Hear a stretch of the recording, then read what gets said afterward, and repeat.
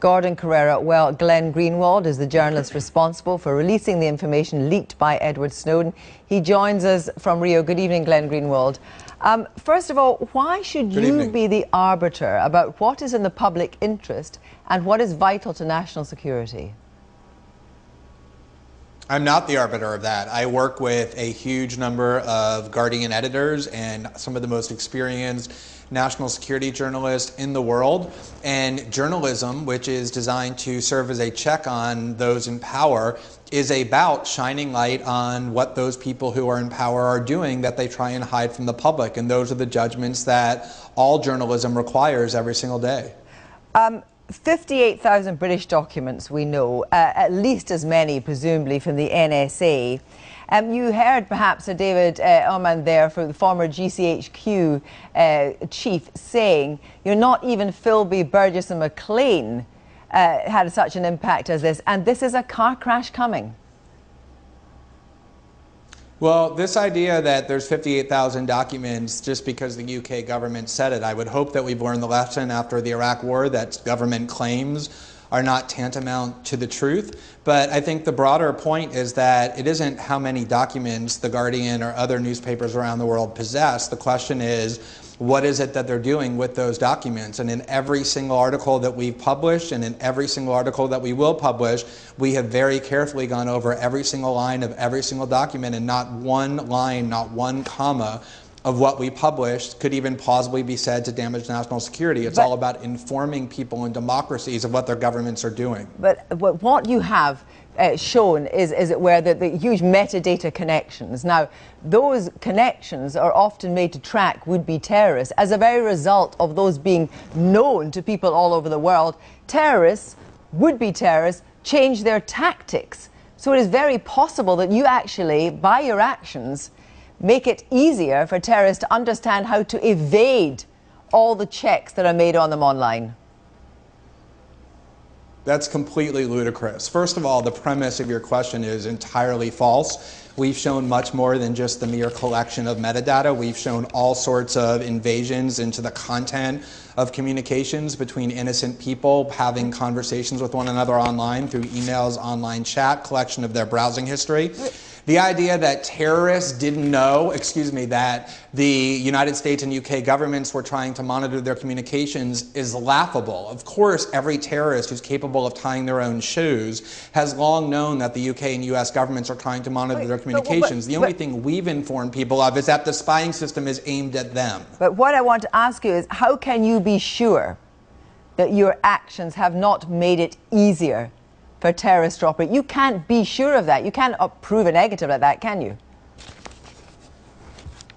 Well, I don't know why you're asking me to prove a negative. Well, I'm just simply saying that the way that human beings reason and that journalists make decisions is that you weigh all of the competing evidence as rationally as you can. And we know that the evidence that we are disclosing to the world is not about spying on terrorists that they don't already know about, but spying on innocent human beings. And I would like to find a journalist or a human being who says, I would rather remain ignorant about what my government is doing in a democracy. That is not how a healthy democracy functions.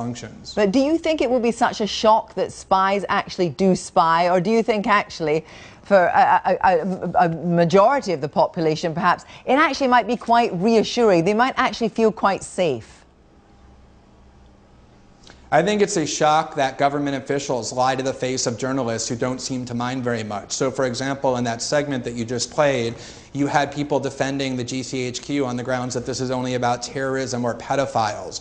And yet, much of the reporting that we've done proves that's a lie. We reported that the GCHQ and NSA are spying on Petrobras, the large Brazilian oil company that funds social programs in Brazil. Are there terrorists in Petrobras? Or that they're spying on the Organization of American States when they're negotiating economic agreements? Are there pedophiles at the OAS? So I think that the job of journalists is to prevent people in power from lying to the people over whom they're ruling. And while some of this may be devoted to terrorists, huge amounts of this system are devoted to innocent people in the population whose privacy is being eroded. There's vast amounts of material I gather that you have that still has not been revealed at the moment. I mean, do you have this? Is it in your bedroom in Rio? I'm not going to talk about what's in my bedroom, and I'm not going to talk about the security measures. What I will say, but I mean, do you have? I mean, it's possible that presumably you have a little. Let me just. No, but people want to know. I'll be happy. I'll tell you why people want to know. They want to know, I suppose, that how can you guarantee that the material you have you can keep safe? I mean, the thing is, could it possibly be on a memory stick in your pocket? I mean, people want to know how you think you can keep things safe. Well, I'll be happy to answer that. That was what I was about to tell you when you interrupted. There's only one group of people who has lost control of huge amounts of what they claim are important documents, and those people are called the GCHQ and the NSA. The GCHQ took documents that they claim are so very sensitive and put them onto a system at the NSA that tens of thousands of people have access to. We at The Guardian have protected all of our data with extremely advanced methods of encryption, and our documents have remained completely secure. We have not lost control of any of our material. That remains entirely secure. The reason I ask that is because when your partner and, as it were, I suppose, collaborator David Miranda was apprehended, in the evidence, it said that actually what he was doing, he was carrying around password material written on a piece of paper beside the encrypted files.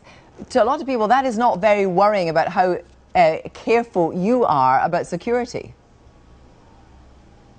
Right. Well, I guess I need to give you the reminder again that as a journalist, you should be aware that simply because the government makes a claim, especially when they're making that claim in the middle of a lawsuit while they're being sued for violating the law, one should not go around assuming that claim to be factually true. So the UK wrong. government's So claim that it. my partner was carrying a It was a lie. The idea that he was carrying a password that allowed access to those documents and to let people open those documents and read them is absolutely false. The only ones who have lost control of the documents through horrific operational security is the GCHQ and the NSA. He did not have the password. And I will show you the proof of that. Just look at the affidavit that they filed that said we have to keep this material because it's all, quote, heavily encrypted, and we've only been able to reconstruct 75 of those documents. They filed an affidavit themselves proving that what they've convinced you of is actually a lie. Well, after what happened to David Miranda when he was held and so forth, and as his partner, that must have been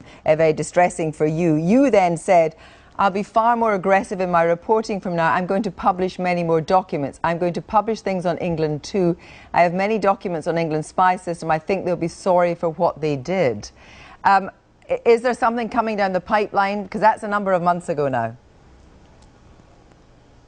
Right. Actually, it was a few weeks ago. I think it was 4 weeks ago. And since then, there has been a report, as I said, on Fantastico about GCHQ spying on Petrobras, which caused a major diplomatic scandal with Brazil. But that interview that you referenced is in Portuguese, and the translation you're reading from is very poor. What I was asked was, how do you think the British government's behavior, both toward The Guardian and toward your partner, will be viewed? And I said, it'll be looked at in most democracies where press freedoms are protected, unlike in the UK, as a very thuggish form of behavior and an attack on journalism that will make them look quite bad. I think it's contrary to their interests, and they'll come to regret it. It had nothing to do with vowing to do revenge journalism, as some tried to depict. But we will continue absolutely aggressively reporting on both the GCHQ and the NSA. But do you see why, however inappropriate the translation was, that it was seen very much as you acting as a campaigner and an activist, a kind of,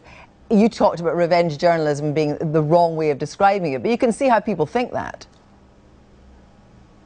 No, I'll tell you my view of journalism very clearly. My view of journalism is that the more people in power abuse that power, the more accountability and transparency they prove that they need through journalism. And so when I see a government like the UK barge into the newsroom of the newspaper with which I work and demand that they destroy their computers, something you would expect to hear in Iran or Russia or China, or when they detain someone they think is working with a journalist under a terrorism law for 9 hours and basically acknowledge through the media that they're doing it to be intimidating, that is a government that is attacking press freedom and abusing their power and showing that they need more transparency. And that's the role of journalism. So, Glenn Greenwald, do you fear for your safety? That's not something I focus on. The Brazilian government has actually offered me and provided security, and I'm perfectly content and with the situation I'm in. Lots of journalists are in difficult positions all the time, so it's not something I think about. But do you feel you could travel further afield? For example, do you feel you could travel, one, to the United States, and two, do you feel comfortable about traveling to Britain?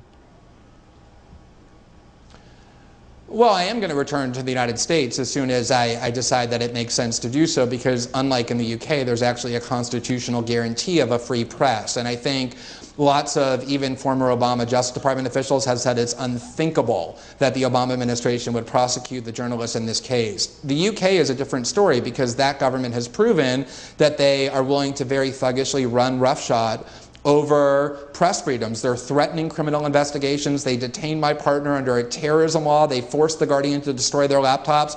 So I am much more cautious about traveling to the UK, although not being able to visit the UK is not really something I regard as a particularly great punishment. Are you still in touch with Edward Snowden? Sure, he's my source and somebody I care about, and I speak with him regularly. You speak with him regularly, and how do you know how he is being treated, and how do you know, more importantly, whether he hasn't had to give up secrets if he's under Russian protection?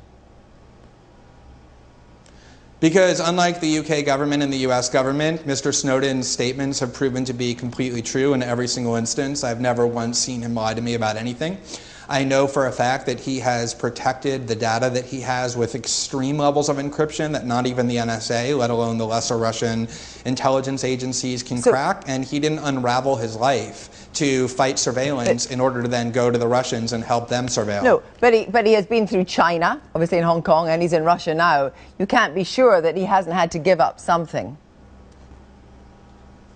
Well, you pointed out very astutely just a few minutes ago that nobody can prove a negative. So if you're looking for me to prove to you mathematically that they don't have any data, I can't do that. What I can do is tell you that all of the evidence that we do actually know makes it ludicrous to think that they have obtained any of that data. There's zero evidence that they have, and any responsible journalist would refrain from suggesting that that happened when they have no evidence that it did. I wonder, though, with Edward Snowden, whether or not his position in Russia, I mean, you know, if he tried to travel, look what happened, look what the Americans did, you know, to the presidential plane, the Bolivian presidential plane, over European territory. Does he really feel all that safe? The Russians have only said they'd keep him for a year. Well, remember, he didn't choose to be in Russia. He was trying to pass through Russia, and the United States government basically forced him to be there by revoking his passport and preventing other countries from letting him transit through. But he certainly, given the alternative, which is a supermax prison in the United States where he's disappeared for the next 40 years, I think he's quite content to be where he is. It's interesting, because this is, in some ways, the elements of a spy film, because when you first met him, I understand that, how did you identify him when you first met him? Right, I had no idea how old he was, who he was, what he looked like before I first met him, and so the plan was he had asked us to go to a part of the hotel where he was staying in at a designated time, and he said that he would enter that room and we would know him because he was carrying a Rubik's Cube. And we went at the designated time, he wasn't there, we came back at the second time that he had given us. He showed up a couple of minutes later carrying a Rubik's Cube, and that was how we knew that it was our source that we had been communicating with. So finally I want to ask you, because we've gone from that kind of extraordinary kind of spy film thing to the idea that he actually might end up in an American supermax prison. Do you think ultimately he might indeed end up in an American prison? Well, when we were in Hong Kong, he had assumed, I think we were all assuming, that that was going to be the likely outcome of the brave choice that he had made, which is what made it so brave. I think now it's a lot more difficult because his reporting is considered heroic by huge numbers of people around the world, and I think it's made it much more difficult for the U.S. government to get their hands on him and basically disappear him and make it so that he's never heard from again. Glenn Greenwald, thank you very much indeed.